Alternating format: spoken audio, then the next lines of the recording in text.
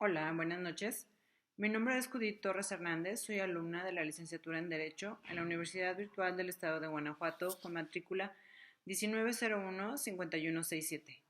Actualmente me encuentro cursando el módulo de Sociedades y Contratos Mercantiles con el doctor Alfredo Hernández Pérez. Este es el reto número 5, denominado Aplicación práctica de la norma a los contratos mercantiles internacionales. Tenemos el siguiente caso. El hospital Caminemos Juntos, ubicado en España, celebró un contrato con el laboratorio Collins Phillips, ubicado en Nueva Zelanda. El objeto del contrato fue la adquisición de una caja de material de uso quirúrgico, 10 camas de hospital, 5 máquinas de oxígeno y una caja de apósitos y banditas adhesivas que el laboratorio entregaría al hospital. Las negociaciones se hicieron mediante intercambio de correos electrónicos. El precio pactado de la mercancía fue por la cantidad de 2 millones de pesos y culminó con la firma del contrato el día 30 de enero de 2020. Se estableció como tiempo máximo de entrega de la mercancía 3 meses. En el mes de junio del 2020, cuando llegó la mercancía, esto quiere decir después del tiempo pactado, el personal del hospital revisa la entrega y hace las siguientes anotaciones. Se recibió una caja de material de uso quirúrgico, una caja de abatelenguas y aplicadores, que no se solicitaron, 4 máquinas de oxígeno, faltando una, y el embalaje de 3 de las 10 camas del hospital estaban defectuosos. Tenemos las siguientes preguntas. Primero, ¿qué tipo de contrato mercantil celebraron las partes? Bueno, las partes están celebrando un contrato de compraventa bajo la modalidad de comercio electrónico. En primer lugar, debemos hacer referencia al artículo 1796 del Código Civil Federal, que señala que los contratos se perfeccionan por el mero consentimiento, excepto aquello que deben de revestir de forma establecida por la ley. Desde que se perfeccionan, obligan a los contratantes no solo al cumplimiento de lo expresamente pactado, sino también a las consecuencias que, según su naturaleza, son conforme a la buena fe, al uso o la ley. Por otra parte, el artículo 80 del Código de Comercio establece que los convenios y contratos mercantiles que se celebren por correspondencia, telégrafo o mediante el uso de medios electrónicos, ópticos o de cualquier otra tecnología quedarán perfeccionados desde que se reciba la aceptación de la propuesta o las condiciones con que éste fuere modificada. Siguiente pregunta. ¿El contrato se puede considerar de carácter internacional? Sí, es de carácter internacional, puesto que las partes residen en estados distintos con ordenamientos jurídicos diferentes e independientes. Siguiente pregunta. ¿Qué tipo de contrato internacional celebrado por medios electrónicos identificaste?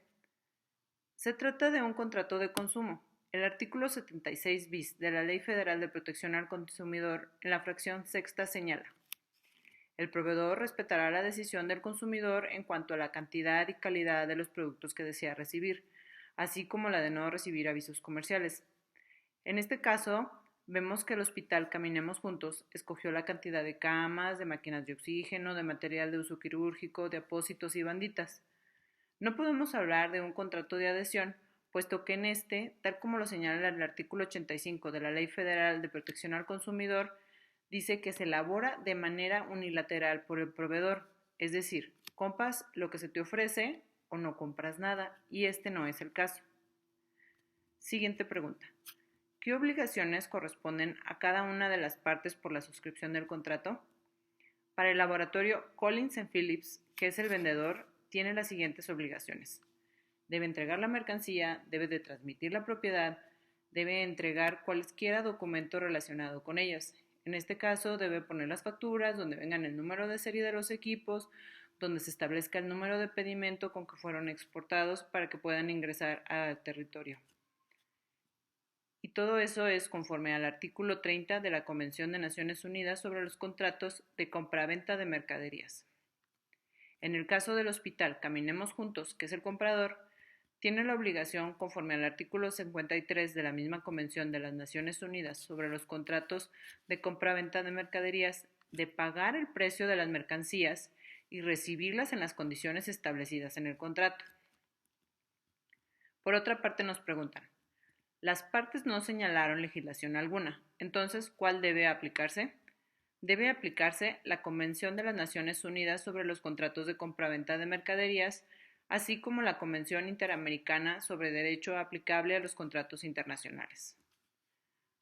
Nos preguntan, considerando que la recepción de la mercancía no fue acorde a lo que se celebró en el contrato, ¿qué opciones crees que tenga el hospital frente al contrato?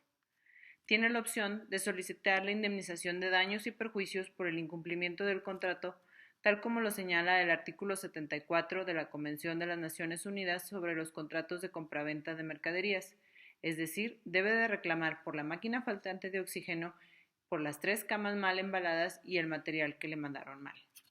Por último, ¿crees que procede la cancelación del contrato?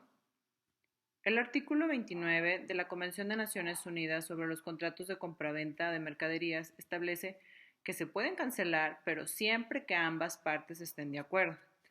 Desde mi punto de vista personal, considero que no procede la cancelación, puesto que ya se entregó una parte de la mercancía, bien o mal, pero ya está. Si se cancelara, implicaría un costo para el comprador, pues debe regresarlos al vendedor en las mismas condiciones en que los recibió. En todo caso, procede el pago de la indemnización y se puede aplicar también el artículo 50 de la convención en cuestión, que es que cuando las mercaderías no son conforme al contrato, que sería el caso de las camas mal embaladas y la caja de abatelenguas en lugar de la que pidieron de apósitos, ahí el comprador se podrá rebajar el precio proporcionalmente a la diferencia pendiente de pago. Bueno, como conclusión, para prevenir futuros conflictos es necesario poner en las cláusulas del contrato todo lo referente a objeto del contrato, que se haga una descripción exacta de qué es lo que se está pidiendo, cuál es su costo, el plazo para la entrega, el lugar y la forma de pago, las obligaciones de cada una de las partes, tanto del comprador como del vendedor. ¿Qué se debe de hacer en casos de terminación anticipada? Si se solicita una modificación, esta siempre debe de ser por escrito, se debe de poner en las mismas cláusulas. ¿Qué hacer en caso de fuerza mayor o de caso fortuito? En caso de una reclamación, ¿cuáles serían las penas convencionales por incumplimiento?